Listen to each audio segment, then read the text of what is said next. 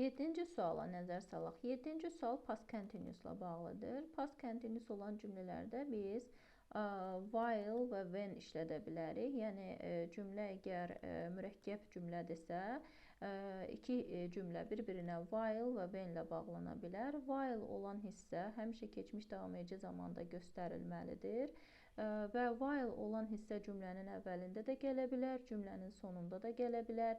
Burada sonunda gəlmişdir. Demək biz dedik ki, while olan hissə həmişə past continuousda göstərilir. Digər tərəf isə ya past simple da göstərilməlidir və yaxud da mənasına görə təbii ki, ya past simple da göstərilməlidir və yaxud da past continuous da göstərilməlidir. Digər hissə burada past continuousda göstərilmişdir.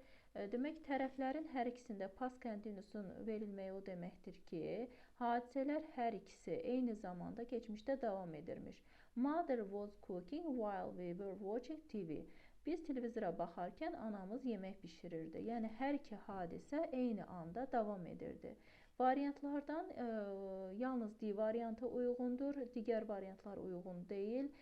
Çünki yenə də dedik, bu cümlə past continuousla bağlıdır və while olan hissədə past continuous göstərilməlidir. Və həmçinin cümlənin birinci tərəfi də bizə göstərir ki, cümlə keçmiş zamana aiddir. Zaman uzlaşmasına əsasən, əgər cümlənin bir tərəfi keçmişdədirsə, digər tərəfi də keçmişdə göstərilməlidir.